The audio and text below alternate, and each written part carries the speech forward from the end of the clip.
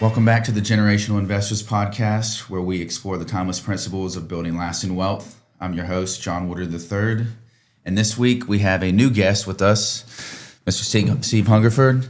I will let him introduce himself in just a minute here, but just a quick first step of housekeeping is that we want you, the listeners, to send us any questions that you have, and we might be able to turn a podcast into that, or at least answer them at the end of our podcast here.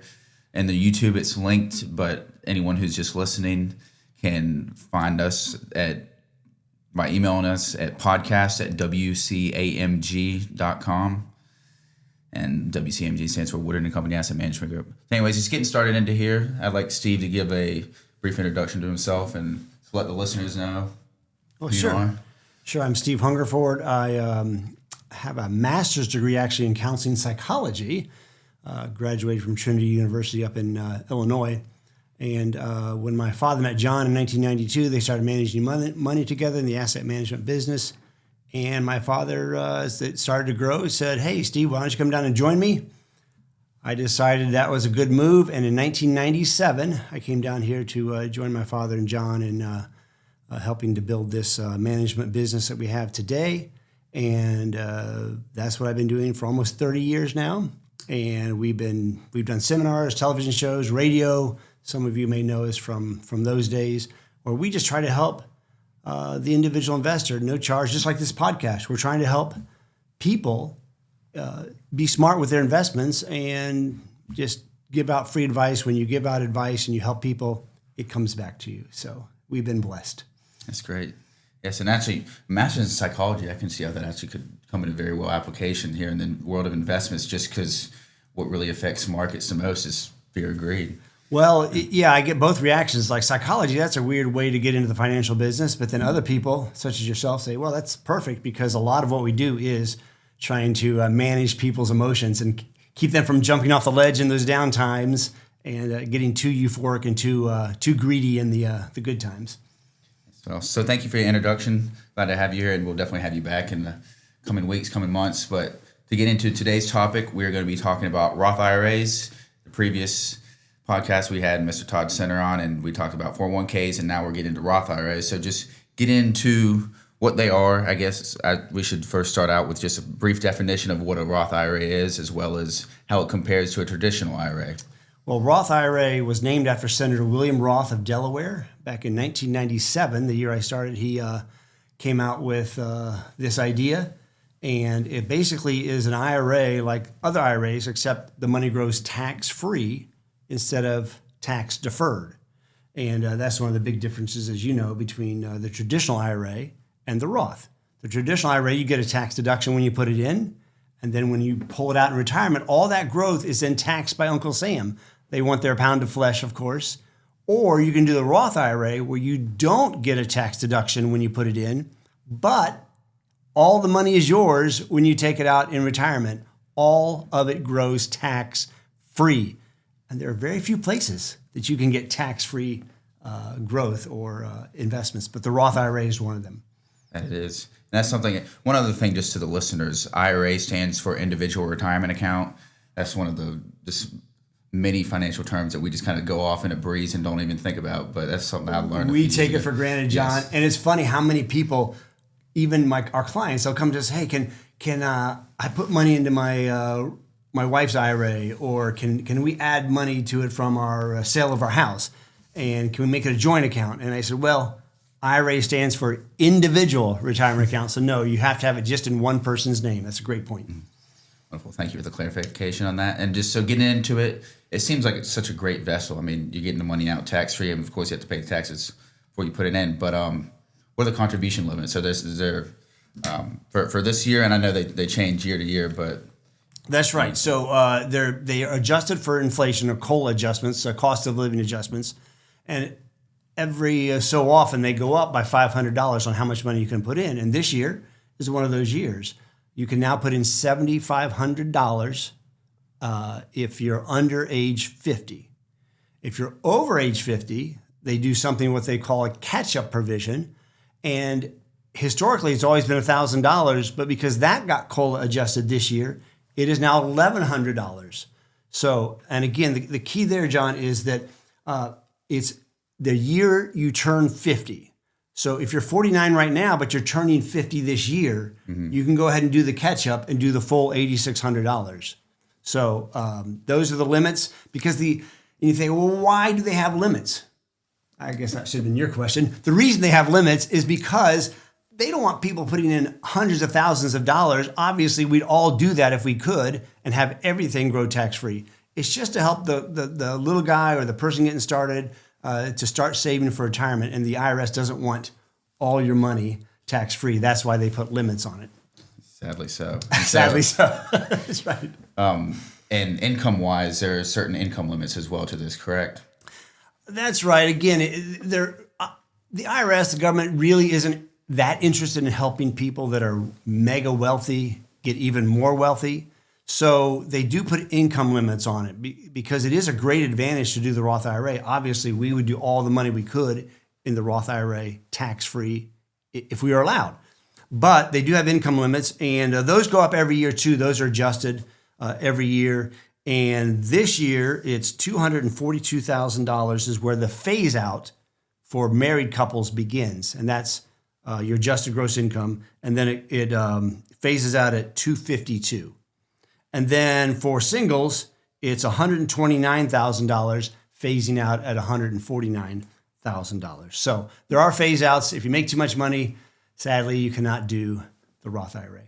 Makes sense. So you can put the money elsewhere. And actually, we're getting some of these beautiful numbers from, as if you're clients, you should have already received one, but the tax reference guide that we create one each year, and it has just about everything you can ask for, from what your income tax bracket is to if you have any deferred compensation or simple IRAs or any of those kind of things, just what the taxes are for it, just to help manage those things when you're coming through. It's nice to have a little quick sheet because I guess we have AI for that, but honestly, I don't trust an AI with the numbers all the time. That is the one thing that it does not always do too well with. It's a great guide. If you want it, give us a holler. Yes. And so what happens if someone earns too much money? What would you recommend for them to be putting their money in elsewise? And if you're over the phase out limit? Yeah, if you're over the phase out limit, obviously you can still invest any amount of money you want in just a regular brokerage account. There are no limits on that. And of course, you get a 1099 for that every year. So it doesn't grow tax free. But it is tax deferred if you put it in the sense that if you put it in like Microsoft stock and it grows from $500 a share to $600, you don't pay tax on any of that growth year over year. Mm-hmm. You only pay tax when you sell it, and that's called a capital gain tax. So there are ways to invest and defer those taxes. And of course, you can do municipal bonds. That is tax-free. North Carolina bonds are 100% tax-free from state and local taxes, as well as federal taxes.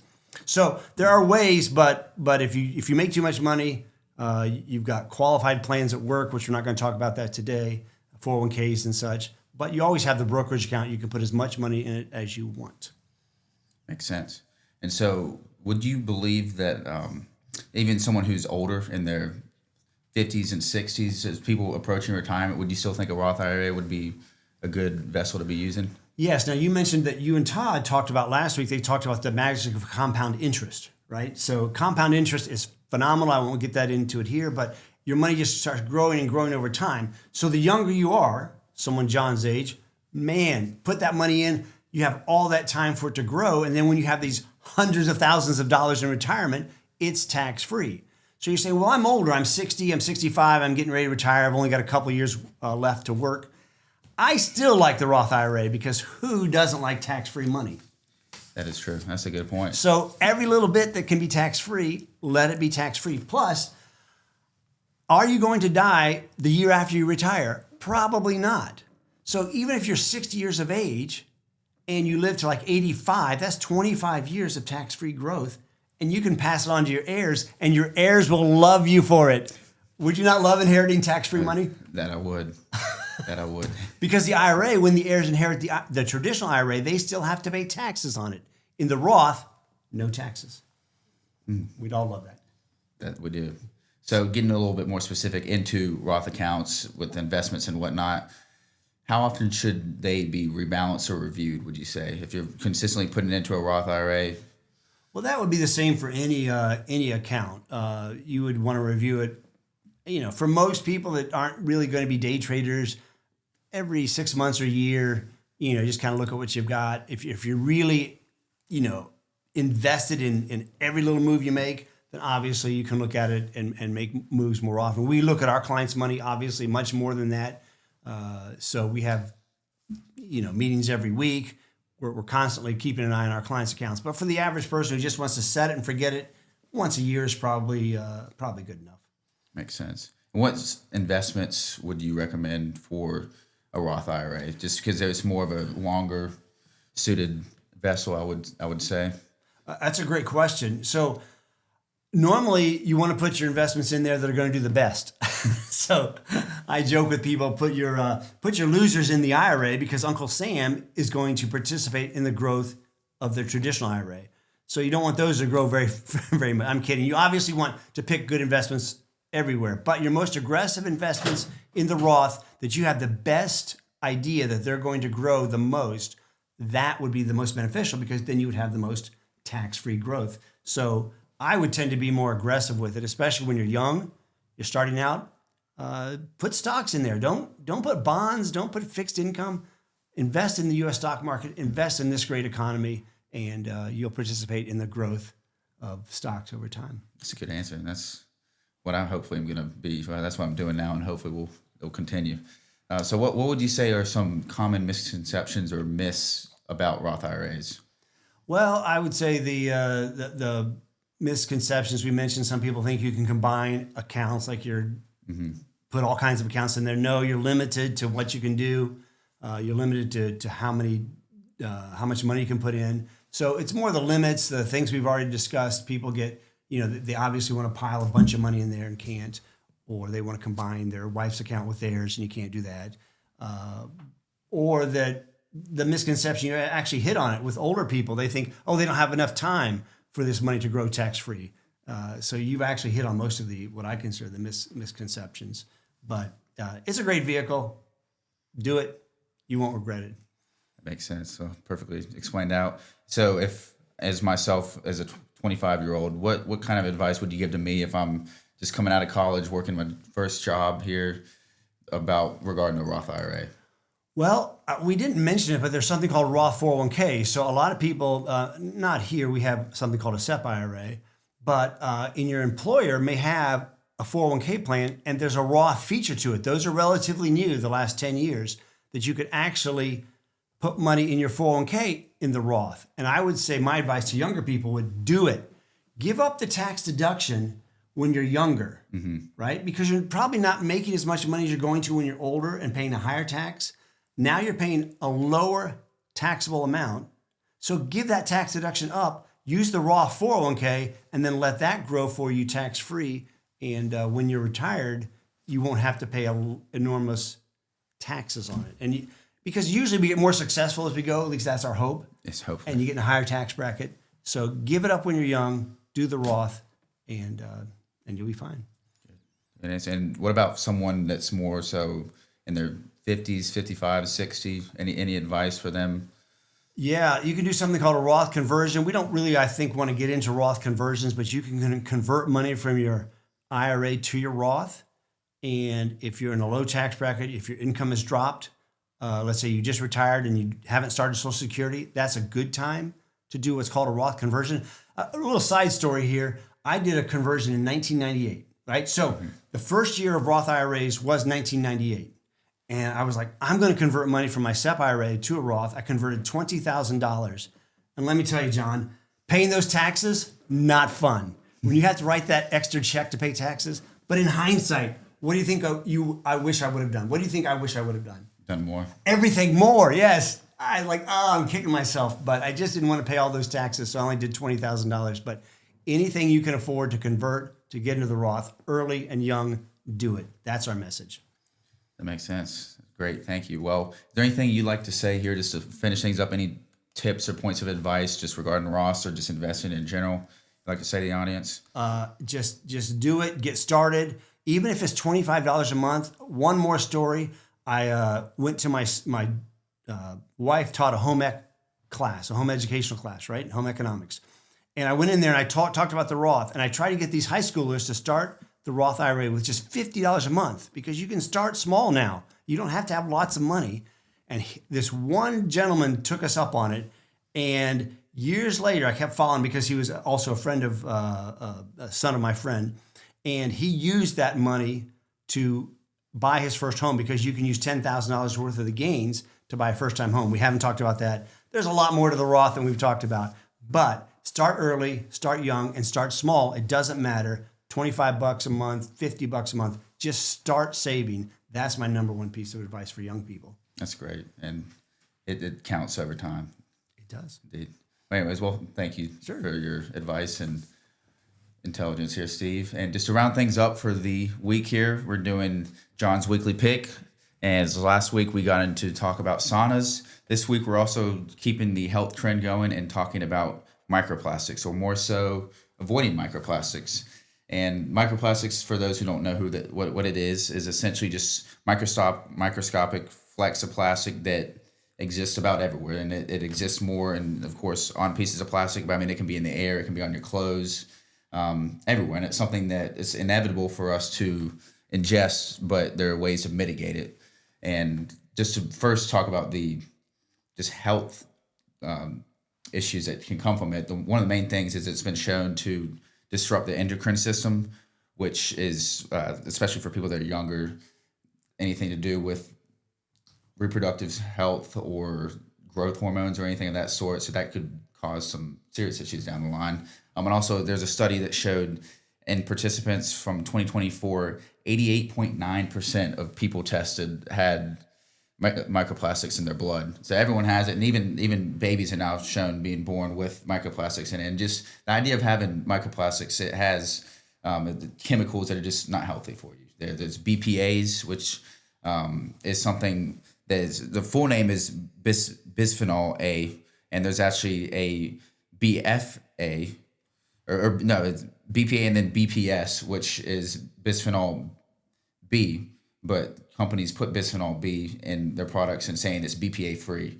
So essentially just to try to get away from it. But that's a very popular microplastic that is around. And there's also other ones that come about, but they're most prominent when you heat up plastic or consume just things with cheap plastic and whatnot. But the ways to avoid it is just to be conscious about what you're drinking from. If your water's not filtered properly, the best way to filter water is through reverse osmosis, which can be an expensive way to do it, but also drinking out of a glass cup or using metal silverware instead of plastic silverware, not heating up your food in plastic cutlery or plastic plates and whatnot, and just changing out a plastic cutting board for a wood cutting board. Little things like that can add up, and it's just something, especially for people that are younger, it can cause some serious issues because later down the line, just ingesting it all can't be good. I mean, there's also cardiovascular studies that shows because of microplastic kind of gain is like plaque almost on your blood vessels, and that can cause some heart issues and everything. Anyway, it's just fascinating stuff. So me drinking my soda out of an aluminum can, is that okay? Well, actually, the lining of those aluminum cans have it's plastic lining in most of them. So I gotta change everything now. Right, when you think you're away, that it's something else, and that's something I found out that recently too. Because I'd expect aluminum cans. I've heard that aluminum sometimes might have links to other things as well, such as dementia and whatnot. But that's a story for a whole different day. Yes.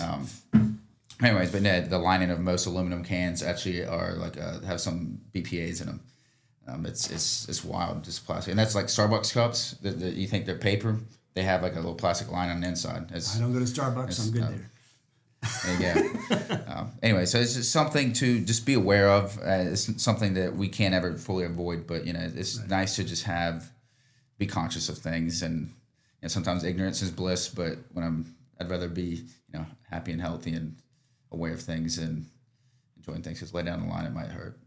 Anyways, so that rounds up everything for this week. We thank you all for watching or listening.